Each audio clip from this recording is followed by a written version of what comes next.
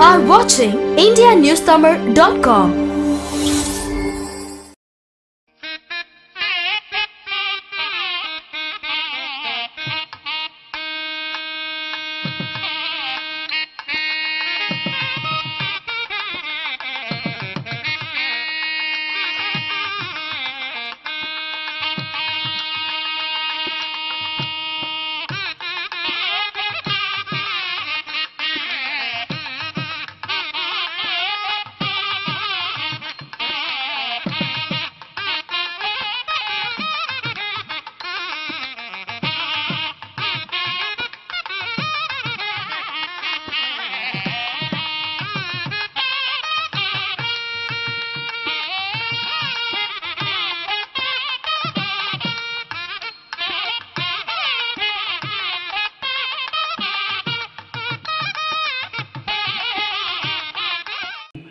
And possibly learn a few more insights, unlearn a few things that we think we know, but change and take a course correction. And in front of such a distinguished audience, there are certain people with extreme intelligence and IQ levels that I actually fall short of words in describing how privileged I feel to be sitting amongst you all. So the world sees you, and we all see you as a former union minister, an academician, a change leader, a change maker, a policy maker. But there's one quality that I got extremely impressed upon, and that's possibly justified by a quote which says that humility is a clothing of talented people. But then I add another thing to this today, sir, that a humility and an ever-smiling face like yours is the clothing of super talented people. So thank you very much once again for coming all the way to Chennai. Today our idea would be to have a bit of a sneak peek into your professional life. Also maybe touch upon certain personal aspects that we may want to possibly know, because this is something that we do not know about people who are into the public domain. From a chartered accountant profession in 1977, moving on to public service domain. What led you, or who led you, and how was this tectonic shift that happened from pursuing a very professional service-driven activity to something which is in complete contrast to a public domain and public service and helping the nation grow? And the second part of this question is, sir, that I as a father may possibly not even look at political sciences as a career for my child. And there are neither students who are looking at political sciences as a career. At best, it might stop with civil services examination. What would you say that is required to infuse younger blood into the political domain in taking this nation forward? Thank you very much for giving me the opportunity sitting next to you. I also don't know how to thank my friend Harish. Where is he? He's here. I will tell you honestly, I have this bad habit. My office does it. We keep it open in a sense that I do about 3-4 programs a day. And information about that program goes to Lajno Meli. He must have got it that I am coming to Chennai. You will not believe it. He organized this program in less than 1 day, or at best 1 day. That's about all. So I don't know how to thank him, how to really put on sincere appreciation for taking these efforts, and I don't know how to thank all of you. As he correctly said, such a distinguished group of people are sitting in front of me. So I'm really, truly speaking, overwhelmed and embarrassed at the same time. So really I'm thankful to you for all this, and really, really appreciate this great opportunity to meet you all. When I came in from Delhi, so some people are asking me, where are you going? I said, I go to Chennai. He said, your family lives in Chennai? I said, why? He said, tomorrow is Holi and you should be with your family. So in a way I can say, yes, I am with my family. So I am really happy that I could be here and meet you also. Thank you very much for this real good opportunity to interact with such a distinguished group of people. So very interestingly, you asked me a very interesting question. You are absolutely right. Actually, I also became chartered accountant, and my friend of mine who just came here is also a chartered accountant. And then the person who rightly was felicitated is an advocate, very leading advocate. So actually, my dream was to be a lawyer. And those were the heydays of Nani Palkiwala fighting for the property, individual right under the fundamental rights. I have a right to property. On the other hand, there were people, actually there was a very great parliamentarian called Dr. Nathpai, Barrister Nathpai, not Dr. Barrister. In fact, I represented the same constituency in Lok Sabha 4 times, which he had represented. So they were fighting each other. He was talking about what is, state has all the rights. And Nani Palkal used to fight for personal property rights and all. So I was fascinated by that. And therefore I wanted to be a lawyer. My father said, if you want to study law, you do it, but be a chartered accountant. So actually, to honestly, just to satisfy, he was not a chartered accountant, he was in business. But just to do that, I became a CA. After becoming chartered accountant, I was practicing. If you want, I'll just tell you one or 2 minutes. Sure. Actually, why I started practicing. I'm the only son of my father, and he was in business. So he told me, first he told me to do CA, so I did. Then he said, you go to US to do MBA. He said, so I did my GMAT, got good score. When I was doing CA, my friend will tell you, now you are very fortunate that you did much after me. Our stipend was 60 rupees a month.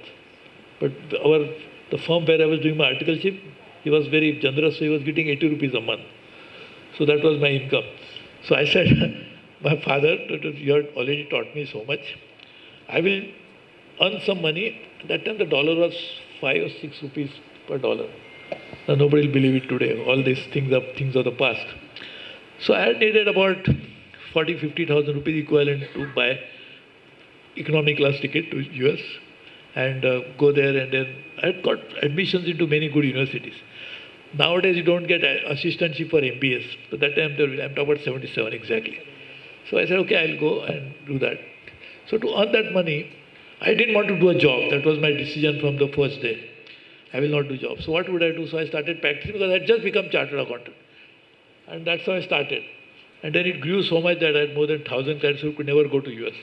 So that's how I became a chartered accountant and started practicing.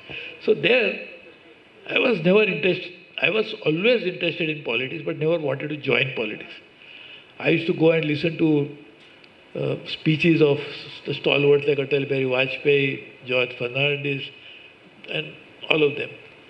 So I was not interested in politics, but very close to the social currents. Because in my own practice, I used to always do free work for all the NGOs who were coming, etc. In the meantime, I was elected to the largest cooperative bank in India, and I became the chairman of that. No political assent, nothing. This has absolutely nothing to do with politics. Almost now, of course, 20 lakh members, that time must be about 10 lakh members, sure. So because I became chairman of a bank, and I was very young, so I used to get invitation to go and speak at almost all programs anywhere, and I was ready to do anything. So I used to go and attend all the programs. So in a way, not to be believed in that, but a little bit of popular in that sense of the term, though I was not in politics. So I was invited to join politics. I never applied for a ticket. Nowadays, you know how much effort you have to put in and what you have to do, including you have to find whatever resources you have to buy a ticket. But I never applied for a ticket. I was in Indonesia actually. I was on a professional assignment. Because I was chartered accountant, I had some, so I had gone there. So I got call, and you asked me a question about my family. Entire family opposed my decision, which of course I had not taken a decision actually. It was only an invitation that by then. I also said yes, I also don't want to. But I said, I was just coming from, there was no direct flight that time from Indonesia, I was coming via Bangkok. On the way back, I was just thinking to myself that everybody says don't want to join politics. Then who will do this dirty job, whatever, in a way? So I joined. I won Lok Sabha election, that's what I was saying. We talked Barrister Nathpai's constituency, where he had won till 1971. So I won from there. And then, of course, I was very fortunate. The day I joined politics, I was a Lok Sabha MP. And then I won 4 subsequent Lok Sabha elections. And the day I became Lok Sabha MP, I was directly a cabinet minister. So I had never municipal corporator, councillor, MLA, nothing. And not even Minister of State. So it was all divine, I would say, blessings or whatever it is. Whether being in politics is blessing or not is a different matter. But I still joined. And so about this younger generation, how are you looking at infusing the younger blood into the field of politics? Because on one hand we all believe it's a dirty world out there, but may not be. Like you said, I mean, on merits you won the first Lok Sabha elections that you contested upon and went on to become the Union Cabinet Minister and then served multiple very strong portfolios. So as such, you do not carry a legacy of any particular name or, in terms of belonging to a certain sect as such. It was truly your hard work which spoke. How are we looking at getting a younger generation into this playing of politics and ensuring that, we as a nation are being led by someone whom we can look upon in the future years to come, in the future decades to come? See, look at it like this. So let us firstly understand what is politics in really sense. Obviously, politics is not a business or should not be a profession, it should not be a career. At the same time, to run the government, you need some people to run the government. Now, from 1952, when the first general elections were held, 1950, when we decided to adopt the 47, we became independent. We are very clear, freedom fighters were clear, the subsequent leaders have been very clear that we wanted democracy. Now, democracy means you have to elect somebody. You cannot, in a democracy, you cannot appoint somebody. This is my.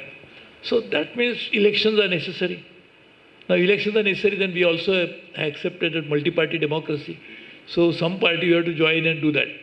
So, politics, in a way, is an instrument of social change which could be brought about through governments, elected offices, and for that you need politics. Now, the question is, for the younger generation, for example, they should be very clear that they want to get into this so-called dirty game, not to make a career out of it. They should try to do something. I'll tell you very interestingly, though I was never interested in politics as such, there was a very famous political leader. I mean, today's generation may not remember him. His name was Pilu Modi. He was a Swatantra Party leader. And a Swatantra Party was way ahead of their time. They used to talk about free enterprise, they used to talk about deregulation, and they wanted that elections should be fought on a different basis. So it's of a different kind of thinking.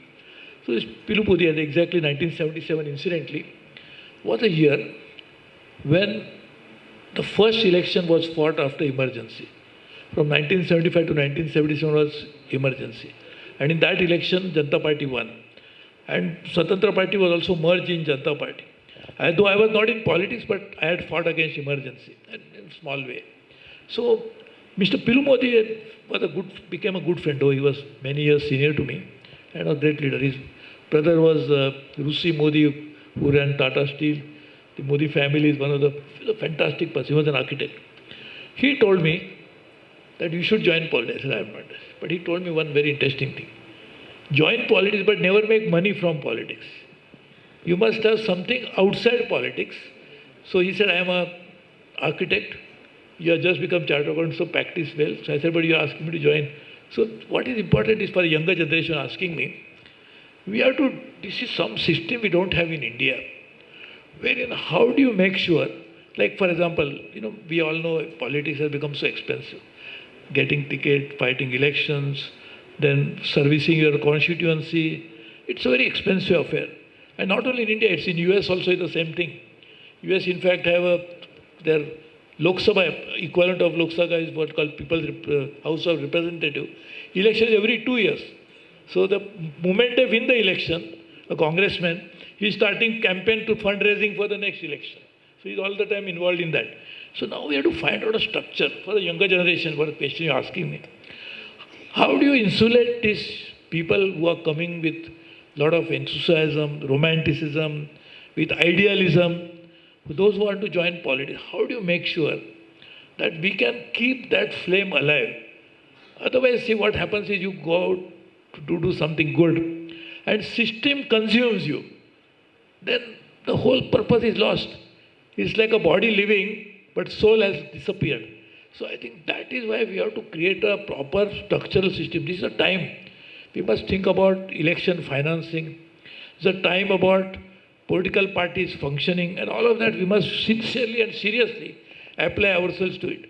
Then we can attract some very good talent into the government. See, basically what happens is, unlike presidential form of government, which we don't have, in presidential form, you can pick up somebody from profession and make him a minister. What do you call it? Secretary of State, for example, in US.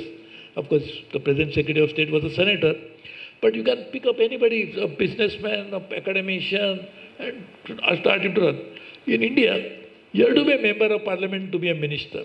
Or you have to become minister. After becoming minister in 6 months, you must become a member of parliament. So that for becoming member of parliament is a necessity to hold public office. Or even MLA, you have to become a minister or somebody in state. So therefore, how do you make sure that this process of election, which actually takes toll of that idealism, how do you make sure that we can keep that alive and make sure that the system functions? Because we have no alternative to democracy. We have to function democracy, we need election. Election we need, then we have these challenges. So therefore, we have to seriously think about it. Then we can actually, there are so many young people who have that idealism. You'd be surprised. There's, in fact, why the society is running so well despite so many challenges. Because so many good people doing this. Just now the Rotary, you just gave me a project that you're running. So just imagine, this kind of work people are doing without holding any office. This kind of work they're doing by putting their own money. So that there is a huge reservoir of such best intentions available within the country. Bring them into politics, and that is necessary because otherwise it will just go down. So to get best talent, not only talent but motivation into politics, we must create a system that the system will not diminish that flame within them. So 2 questions on the flip side that I wish to make a point. You were the 11th rank holder. At any point in time, your father reprimanded कि top 3 में क्यों नहीं आए बेटा, तुम 11th क्यों आए? At any point did your family reprimand you saying कि top 3 में तो आ जाते, जाके 11th rank holder लेके आए? And number 2, sir, that the day rupee to dollar becomes ₹5 that you just mentioned, Harish Srisrimal will make sure the stock market hits the upper circuit, sir, on that day. So moving on, Mahatma Gandhi made this statement that be the change that you want to see. And then over the last over a decade or so, I firmly believe that Modi ji has, given us a statement said, show the world the change that you want to see. And today, Indians have at least started to dream big. They believe that if not immediately, over a period of time, the dreams, the aspirations can be fulfilled. Now, in a way, this actually aligns with the Vision 2047, the Amritkal Bharat that PM Modi ji himself has visioned. In your opinion, sir, how far and how close are we to that Vision 2047? I'm sure this is an evolving process. It cannot happen overnight. 2047 is still about 23, 24 years away from now. But over the last decade's progress that you have personally seen, and in the multiple portfolios that you've handled and the policy making decisions that you take, which are the sectors that you believe, yes, we are moving in the right direction and we can come closer? Which are the sectors that you believe that this is a laggard, but yeah, over a period of time, a course correction can help us get back to this particular field of a Vision 2047 that we all are talking about? See, first of all, what Prime Minister Modi has done is the right thing. Because if we don't have a target, it is very difficult for us to know, we can just keep walking, but we don't know where we are heading for. In fact, sir, I must tell you this that about 6 months back, Modi ji had attended a business conclave, and I remember him making a statement to all the CEOs who were sitting over there that when you prepare your next year's targets, you think 2x, 3x. Now, imagine if we guys came to power and if we would have just thought about 2x, then the development that has happened in India would have just been 2x.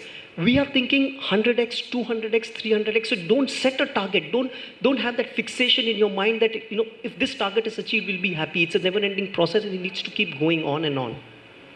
No, see, best. So therefore, we must have some sort of a target. And that's why Prime Minister has articulated it by 2047. It makes sense because that's 100 years of India's independence.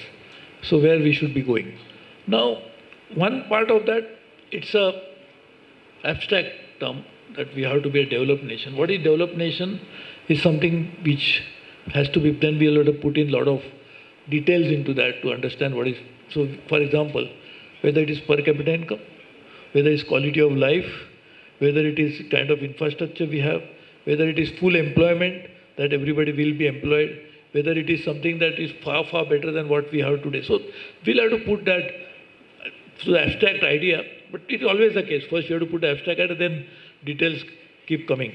As you correctly said, it evolves. So number one, that's the right way to do. Also that gives us a shared vision for the country. See, because everybody knows, see, when you are watching a cricket match, all the 11 players, they huddle together and they just sink their heads down and try to think, yes, let's go. Now ready to go, we win.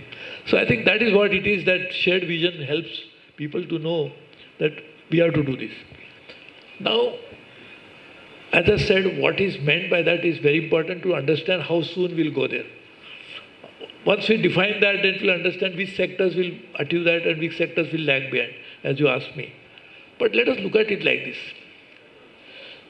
See, today, we are the 5th largest economy of the world. In fact, when I was Commerce Industry Minister, I had prepared this vision 2017, 8 years ago, about how this 5 trillion economy will actually evolve. But mind you, when we are a $5 trillion economy, we'll become, and we're already 4 trillion almost. Still, we are per capita income is very low. On per capita income wise, we are below 130. So that's a challenge. So how do you make sure that we can achieve a much larger GDP? And that will happen in any case because, see, who are the 2 countries ahead of us? One is Japan and one is Germany. Now Japan is almost still, it's already a stagnated economy for a long time. Germany has slowed down considerably, and thanks to Ukraine war, they'll slow down even more. So therefore, catching them and going beyond them is not difficult, it will happen. But still, how to increase per capita income? And that is what 2047 vision must focus on, per capita income as well. Now, actually, if you look at it, if we focus on per capita income, automatically GDP will rise. Because what is GDP? All incomes put together of all the people is GDP. You can, of course, calculate GDP from other way around by saying services, agriculture, industry. But if you look at, focus only on per capita income, that will make a significant change. That means today, even today, the people who are in the bracket of 15 to 25,000 are very large number. Even today, there are 800 million, 80 crore people we are giving free food. So therefore, we'll have to focus on per capita income. Now, obviously, you'll ask me, logically, you'll ask me, and I appreciate that, how to do that then? So there are many ways to do that. But one of the ways I was trying to do that was, as a Commerce Industry Minister, I started this project. That if you take each district of India and make that district grow at 3 or 4% more than their present rate of growth, automatically India's GDP will rise. But where the GDP will accumulate first, in the district, then only it will be aggregated at the level of nation. Now, of course, we should go down below district as well, but I have started with district. What happens then? If you are developing a district, actually, just to tell you this now, this is not a theory. Actually, we selected 6 districts. One in south, one in north, one in east, one in west.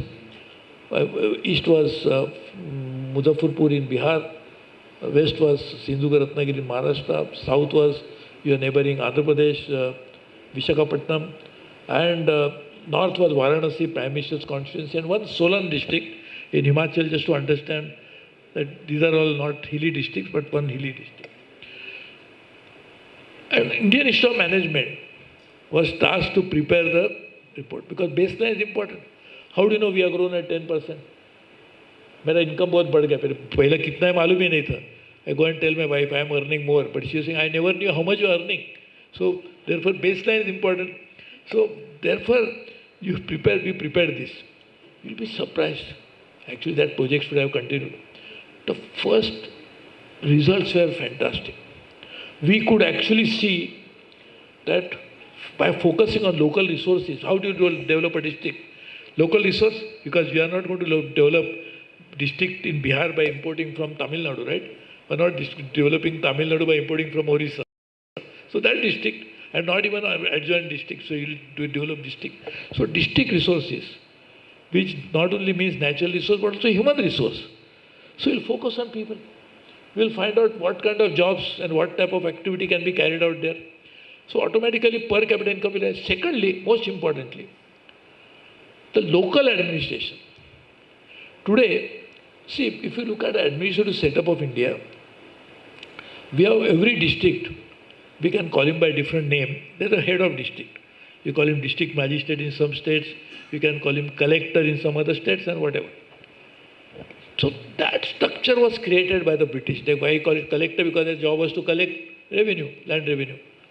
So if you make that district administration responsible for development in that district, his whole resource will be how to find out how can I increase GDP. Today he is not interested in GDP. He says it is your business, you do whatever you want.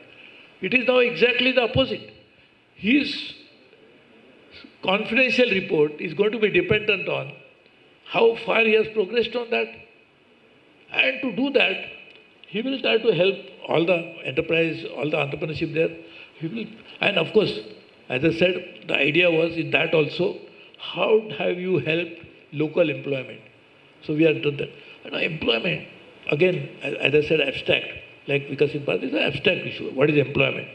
The moment you actually try to meet the aspirations of people, employment is what? It is actually source of livelihood. What is livelihood will change from person to person. So it's actually issue of related to the aptitude. So Vikasit Bharat, to make Vikasit Bharat, we'll have to make Vikasit district. To make Vikasit district, we'll have to make sure that all the people in that district are also aligned to that development process. So this is all, we have to now work on that. And eventually, we are moving into that direction, sir? Because are we moving into that direction? Yeah, actually, see, Prime Minister has a great, one of his great attributes of the Prime Minister, one of the great qualities of Prime Minister is that he was the Chief Minister of the state for 15 years, I think, almost. So I know him from 1998.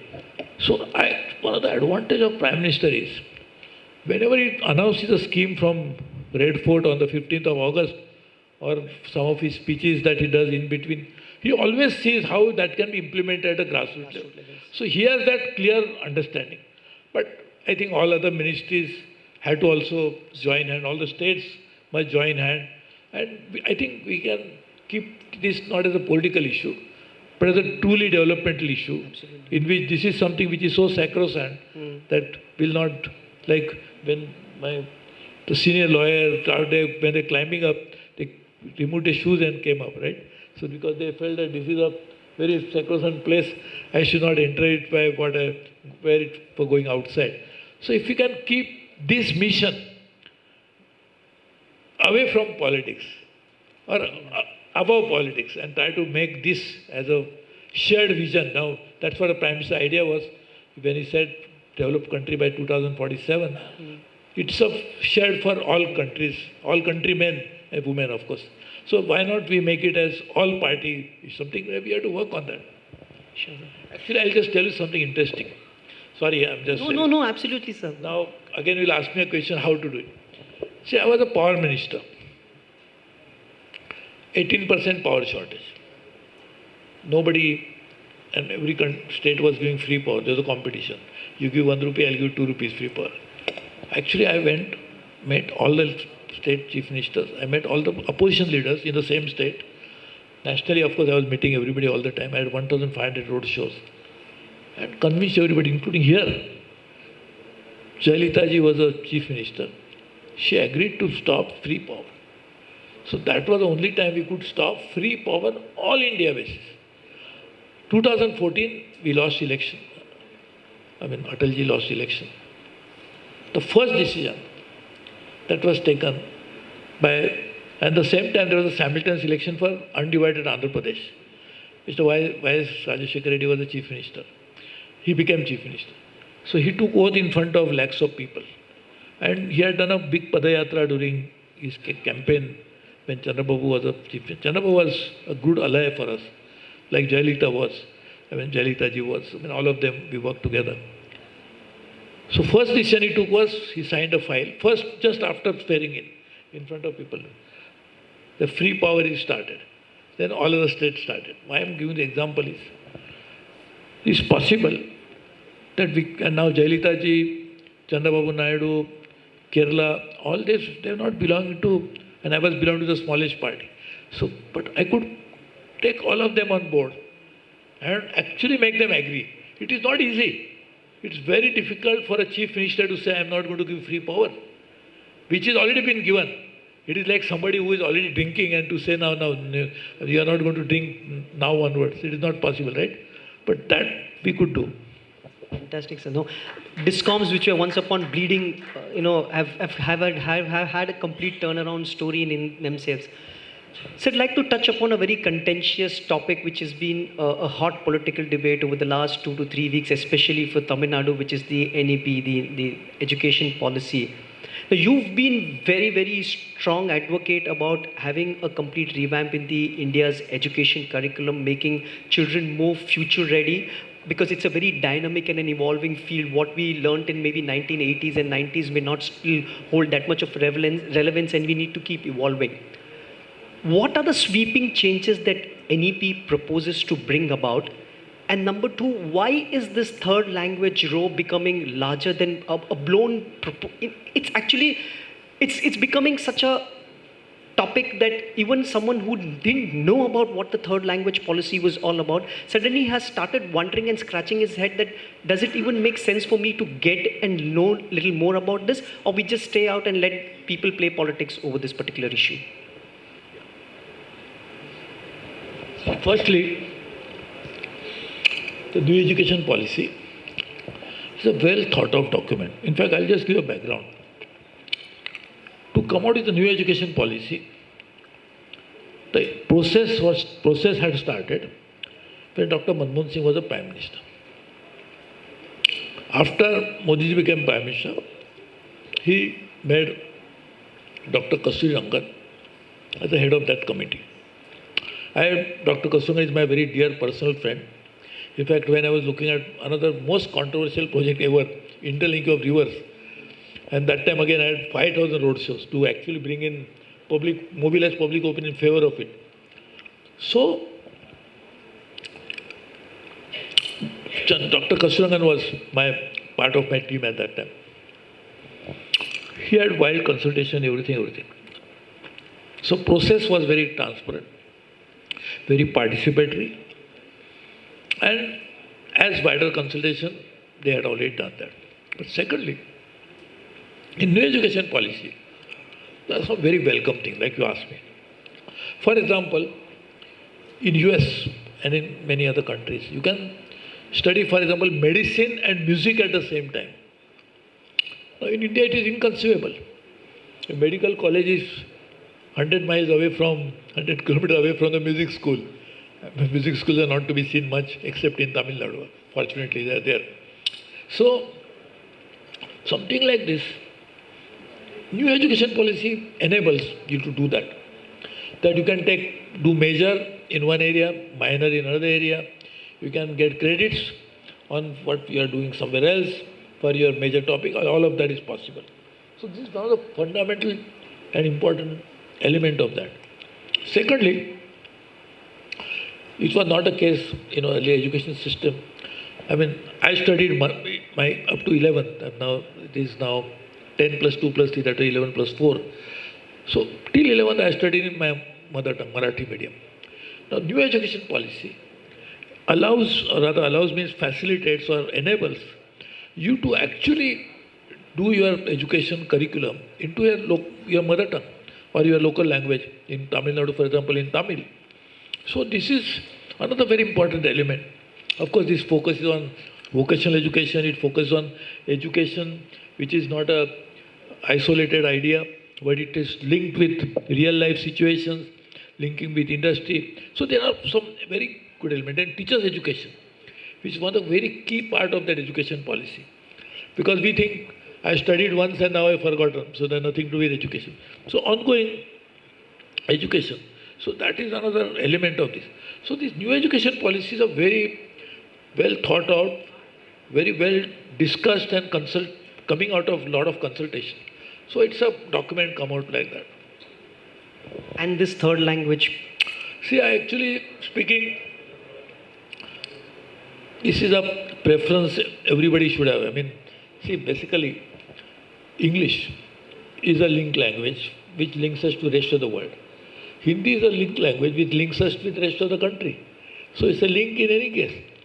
So Tamil is one of the richest languages, not only in India but anywhere in the world. One of the oldest, richest, very, very, very rich language. So I think that language is obviously there. So this should be the choice for everybody to have. I don't think central government is trying to do any force or anything of that, but this is something which is an opportunity. Many Tamilians who like to, I'm sure after they complete their education, who like to work in Uttar Pradesh or Haryana or Punjab. So that will be very helpful to them that they are linked to that language. That will also give them a connectivity to the people there. So I think that it should be a good idea for everybody to have. Sure, sir. Sir, I'd like to touch upon the topic of when you served as the Union Minister for Railways. Now, railways as such is a monopolistic business of Indian government and continues to be so. But when you joined the Indian Railways as the Union Minister, you thought like how a CEO of a corporate world would. You identified gaps, you made it more customer-centric, you focused on modernization, you looked at how we can augment supplies, augment the entire capacity of. So, how did it even strike to you that someone which is anyway a monopoly of the Indian government, I mean, even if it's untouched, wouldn't have made any difference because we all were anyway going to be patronizing railways as much.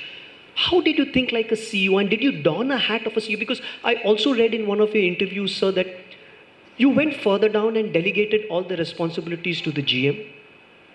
Your CA as a profession came very handy at that time because you brought in certain new accounting standards into Indian Railways for greater responsibility and accountability. How did that even occur to you that let me make a sweeping changes because I see a huge potential? In fact, I think you were the first minister to bring about the entire advertising arena into the Indian Railways in getting revenues out of advertising from the spaces that were available to you. How did you even get into this particular space, sir? That's a very good question. See, firstly, you go to a doctor and you say, I got a pain in my fingers, for example. A good doctor would say, okay, let me take your proper understand, because this may be a symptom, the cause may be something different. So we realized that by just fixing more trains, the demand was more trains. By the first railway minister, with my railway budget, I did not announce a single new rail train. Why? Because at that time, we realized that the two main trunk lines of railways, both start from Delhi. One goes into the direction of Mumbai, etc. One goes into the direction of Calcutta. Both are operating at more than 110, 120% capacity. On the same train route, the passenger trains, there's a goods train going. So either goods train, as always it happens, they will be taken out and passengers will be allowed to go. So the person who is trying to ship his cargo, he is waiting, is consulting an astrologer, not a station master, as to when will I get my assigned cargo. So we said, let us increase capacity. But increasing capacity is going to take time. So somebody who has come to be a doctor with a pen, you cannot tell him, okay, I will let me study, I am going to send it, come after 6 months. You have to deal with this problem immediately, right? So we actually started focusing on customer service. We did not call them passengers. The first time in my budget, I presented 2 budgets. I called them as passengers, means pass हो रहे जाने दो, खत्म हो गया. Train से उतर गए, रात गई. So we said, no, we'll actually call. So we actually focus on customers. The first time ever that we started providing lift, accelerator, including I had done so many in Tamil Nadu, inaugurated. Then so many, we started new train products. So Tejas, Humsafar and many others. Like from Train number 18, that was your code project. From Chennai to Coimbatore, we have wanted overnight train. I hope it is running now. I think that we have started at that time. So the overnight, because Coimbatore is our main industrial center, Chennai is the national state capital. So anyway, and then I will come to one other point. So first, fundamental changes. If you don't do that, the result will not come. Because if for more trains, there must be more capacity. So one of the meeting of the industry committee, one was making a locomotive, or he was making the rolling stock. He told me, why don't you buy more rolling? I said, listen, by definition, rolling stock must roll, right? Then only call it rolling stock. इधर the track पे जगह ही नहीं तो roll कहाँ करेंगे? वो उसको roll करके अंदर रखना पड़ेगा. So point I am saying is, this was the idea. Now you ask me, I am very impressed. You are asking something which I have studied. I am really impressed. So 2 things. Railway has only 2 streams of income. One is cargo, that is freight, and from passengers, which is fare and freight. So I said, to be fair to railways, I must do something else, not only fare and freight. So just imagine, you'll be surprised with the number. Railways get 8.5 billion passengers a year. I mean, the people who travel by railway, 8.5 billion, which is more than India's population. So how does it happen? Because of round trips. Like Mumbai, 75,000 people travel every day, etc. Now, that many, what is that? What does that number means? That means you are getting that many eyeballs and that many footfalls. Now Google will give you free email. So everyone wants to go to Google because it's a free email service. More free email they get, the more advertising they get. So therefore they will encourage you to do more free. Now we are getting such eyeballs and footfall. If you monetize that, how much income will generate? So we created a non-fare revenue directorate first, and we are working on that. And we have started ERP, Enterprise Resource Planning. According to the present chairman of Tata Group, who was that time the CEO of TCS, the savings for railway would have been 50,000 crores over a period of time. 50,000 crores, that's not small amount. So that was the potential. Then we also started working, we created an environment directorate. We never had an environment directorate. So non-revenue directorate. Then also we are working on complete digitalization of railway. You'll be surprised with this ERP. You could actually operate railways on your mobile, really speaking.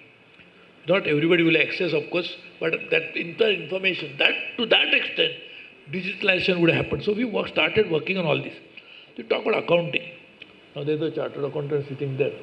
See, today what happens is, accounting is a post-transaction recording. That I paid you so much, I received so much, you record. But just imagine, it's a post-transaction, but there is a background to transaction. So you have to budget for it. So starts with budget, then you actually incur expenditure, then you do this, then there should be outcome out of that. What was the reason why you spent that money?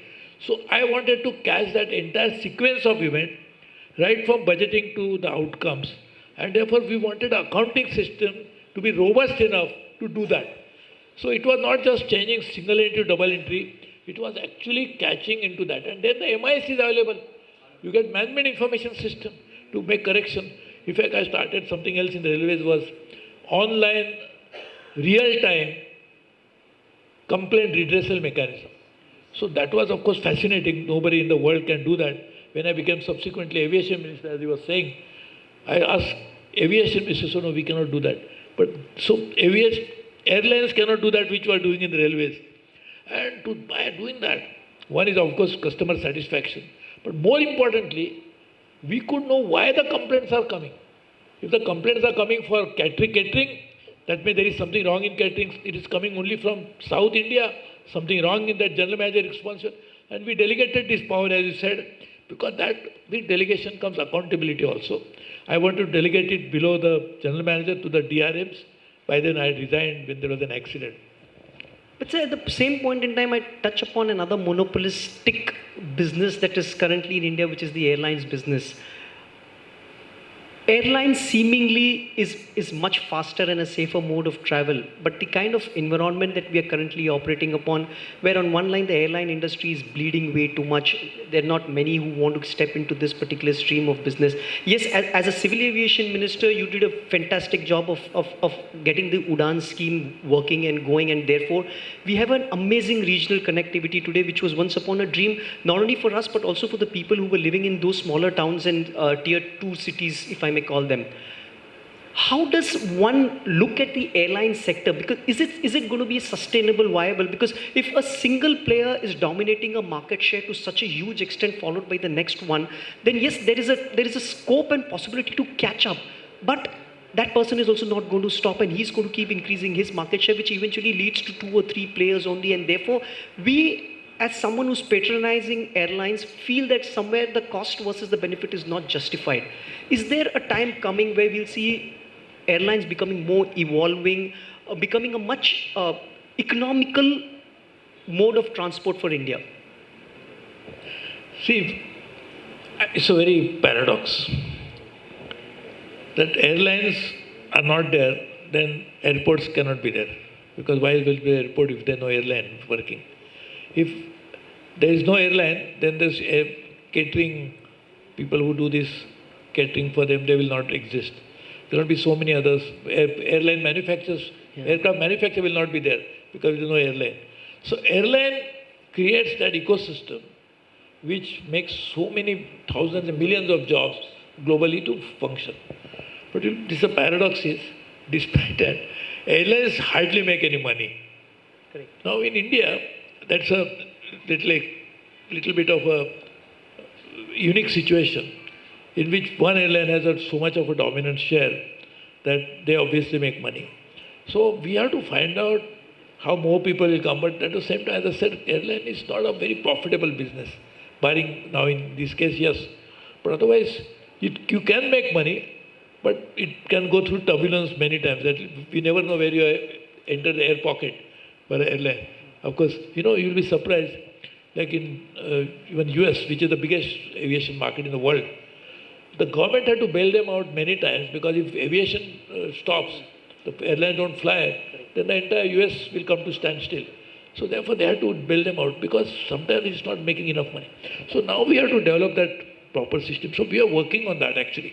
We started DG Yatra, that was launched by me, yes. DG Yatra. Yes. So that actually, so our idea was, we had the first ever in world actually, first ever Global Aviation Summit, which happened on 14th and 15th of January 2019 in Mumbai, when we called all the stakeholders, because airports, they meet separately, airlines used to meet separately, aircraft manufacturers, they would be present their industry, travel agents, they meet separately, but all of them never met together. So we got them together and we wanted to develop a proper structured ecosystem for the railways. It needs roadmap. You asked me a question about 2047 Vikasit Bharat or railway, why you are planning so much in advance.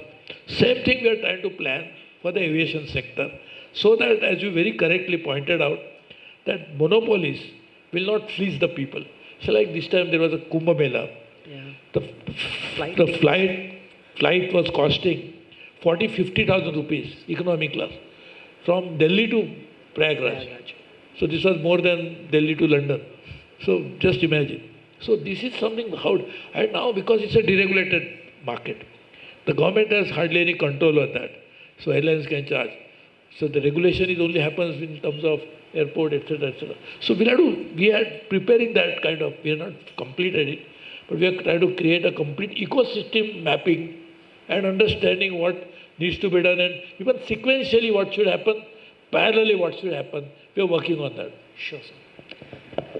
So two ambitious projects that you're currently working on, and if I could just get my statistics right, that you're looking at a target of 600 gigawatts of non-fossil energy by 2030.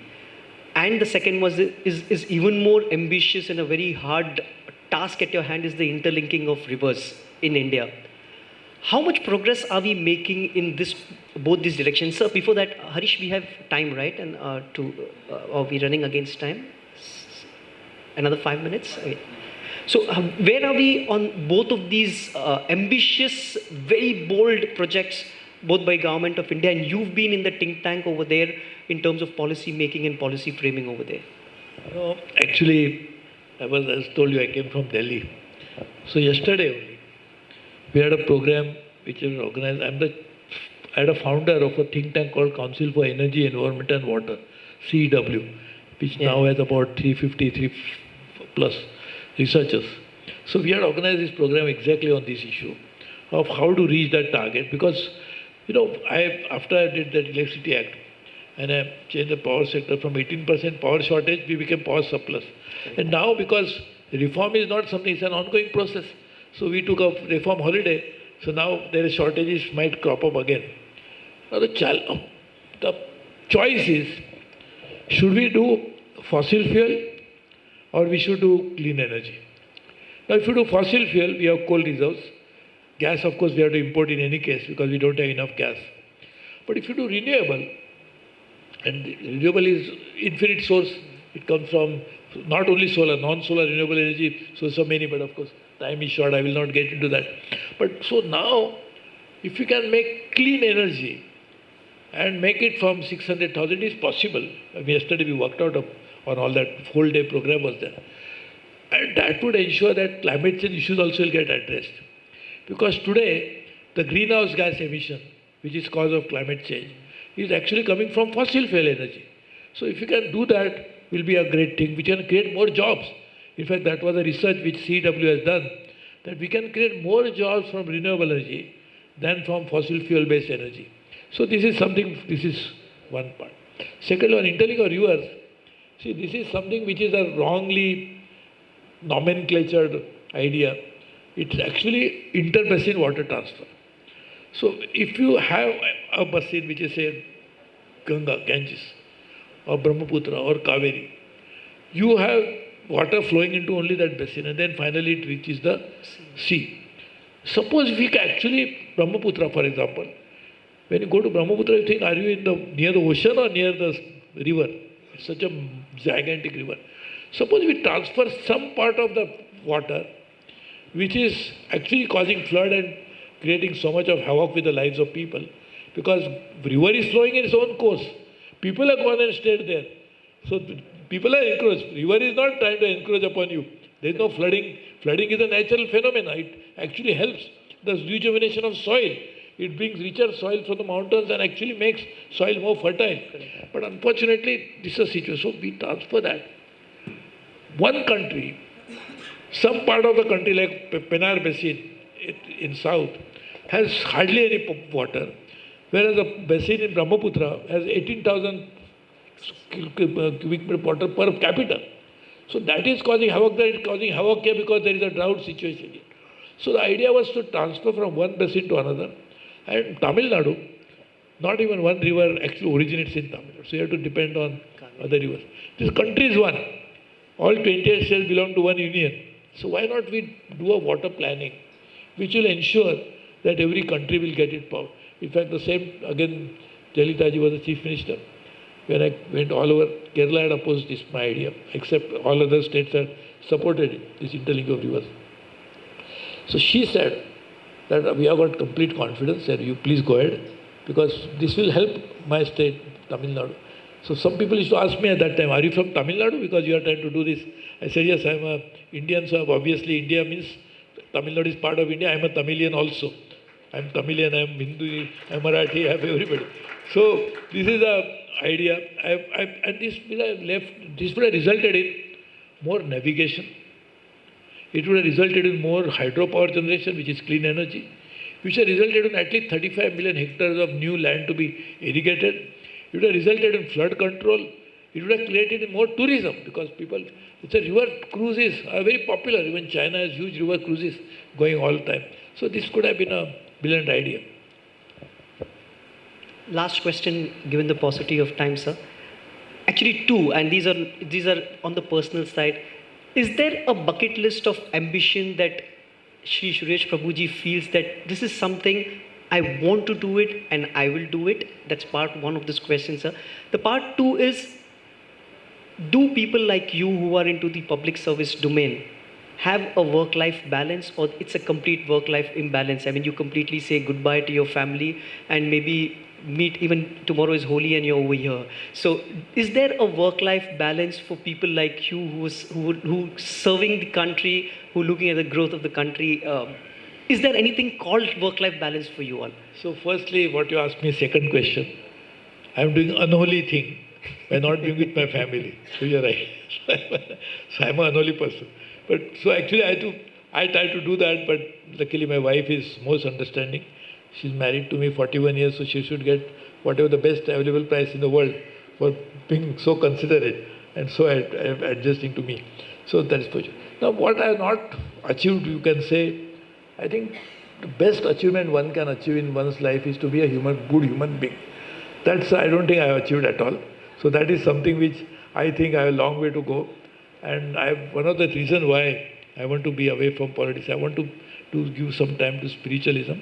I'm doing academic work. I'm visiting Professor in London School of Economics. I'm doing many things. I'm going to US. I'll be speaking at the Ivy League universities. So I do Stanford also. The faculty have invited me. So I do all that. So one is academic, social. I do a lot. Spiritual is something which I have not been able to do anything much. So that is something. If you ask me, unfulfilled. Yes, I have to walk there, and there's hardly any time left. Because before my spirit goes, I have to do spiritualism. Not at all, sir. I started off saying that humility is the clothing of talented people, and you say that you're not even a good human being. What more can I say beyond that, sir? But sir, thank you very much for this wonderful evening and a session that we've had. I have a small request to be made, sir. If I may, in my capacity, can I have an opportunity to click a photograph with you, sir?